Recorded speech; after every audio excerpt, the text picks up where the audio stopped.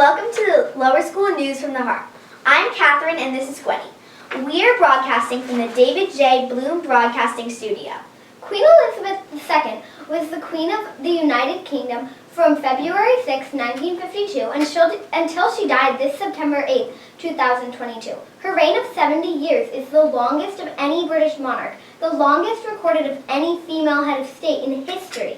We will be hearing from reporter Ellie, who is with correspondent Mr. Thomas Yamas, who's covering the funeral of the Queen of England. Queen Elizabeth II's funeral took place on Monday morning, Westminster Abbey in London. It was the same church she was married to Prince Philip in 1947. She was crowned in 1953. Wow, that church has long history. Her coffin was brought into the Abbey after a short procession from Westminster Hall, and as the procession drew near Big Ben, the historic bell chimed 96 times as a symbol of the Queen's 96 years of life. That must have sounded amazing. Here's a picture of the Queen's coffin. Do you see what's on the top? I'm sure you can see the royal flag, but on top is also a scepter, cross, and orb. The scepter represents the Queen's power, and the orb and cross represent the power of God. The flowers on her coffin were also chosen for a very special reason. Many flowers were picked from important places for the King and Queen, like Buckingham Palace. The myrtle was picked from a plant that grew from a cutting from her wedding bouquet. Sweet peas were one of the Queen's favorites. I know there were hydrangeas on it too. We have some beautiful ones on our campus. Now let's go to our reporter Ellie, who is with Mr. Yamas, and we'll hear what he has to say about the Queen. Hi, Mr. Yamas. Hi, you can call me Tom. Okay. Having been to the Queen's funeral, can you tell us a little bit of what that was like? You know, it was really incredible, Ellie. There were hundreds of thousands of people that were lining the streets of Scotland and London and Windsor, and they were waiting hours. Some people waited 22 hours just to see the Queen's coffin roll by in the hearse, covered in that beautiful royal standard, which is their flag, the crown on top, the scepter, and the orb. And I think it was just sort of magical to kind of see people there who just wanted to see a glimpse of the Queen and thank her. You know, she had been the Queen for 70 years, so for a lot of the people of the United Kingdom, she had always been their Queen. They had known no other Queen. She had always been a part of their life. And every Christmas, the Queen would deliver a message to the people of the UK. So they felt like she was sort of their aunt or their grandmother. And so for a lot of people, it was really personal when she passed away. But it was beautiful, and it was so respectful. And it was really amazing to kind of be there to witness history up close. I saw the huge crowds and long lines to see the Queen. Why was she so loved? You know, I think she was so loved because she always played a part in people's lives because she had been there for so long. You know, she was 96 years old. She had been Queen for 70 years. And I think she also had this sort of special talent to sort of be there for her people, but also she never got too political. And sometimes when people get too political, people can start not to like them. And the Queen sort of always tried to rise above politics. She always was there on the world stage, meeting other leaders, meeting presidents. But I think she also realized that her role and her place was a little different. She wasn't the prime minister, right? She wanted to make sure that she was there for her people. And she also had a really good sense of humor, which the people of the UK always liked. They loved her jokes.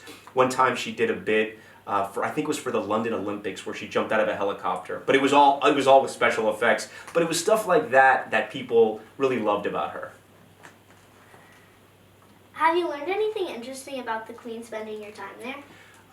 You know, I think I learned for someone who was so wealthy because she's obviously the Queen and she had always lived her life with so many servants and lived in castles and palaces all throughout the United Kingdom.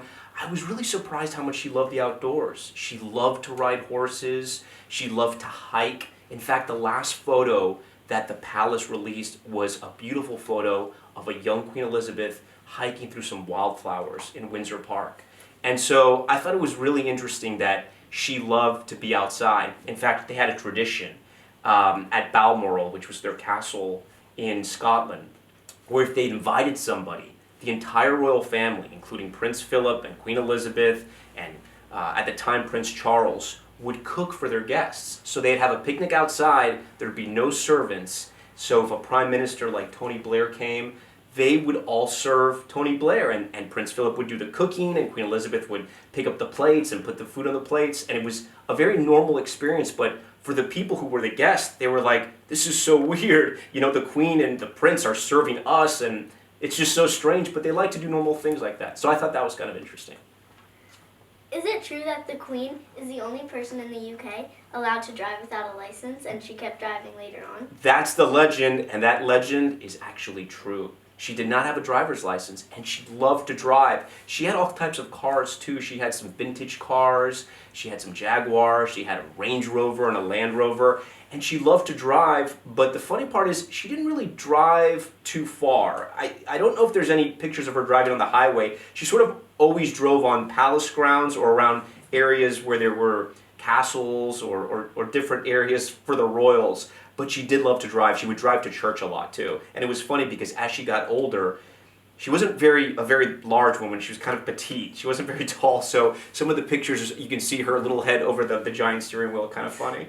Yeah. Is there anything else you would like to share with us?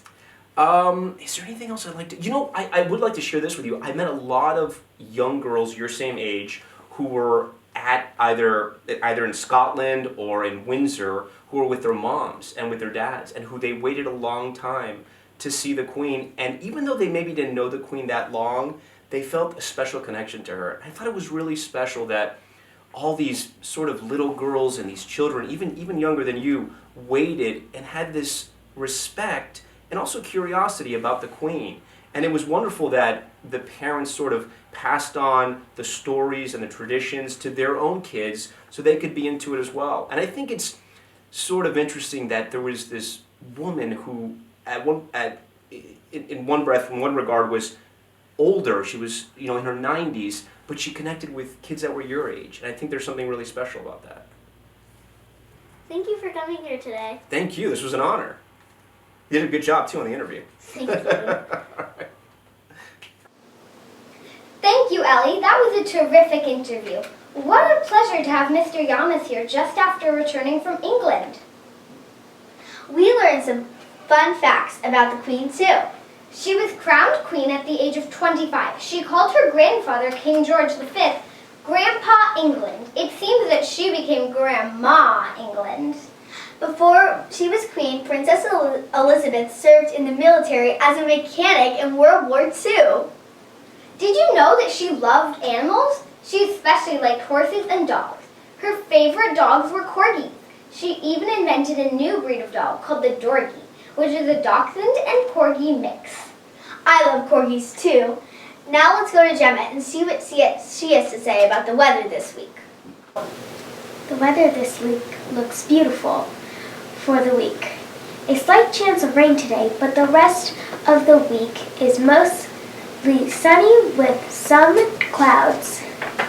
Temperatures will be in the high 60s and evenings in the 50s, so you might want to bring a light jacket. Back to you, Catherine and Gwenny. Thank you, Gemma. I love the fall, and especially the leaves changing colors. Well, that's the news for now. Please pray for the king and the royal family. We'll leave you with this quote from the Archbishop of Canterbury, Justin Welby. But before we end, we would like to wish a very happy birthday to Gigi Hinton. Happy birthday! Have a good week. From our hearts to yours.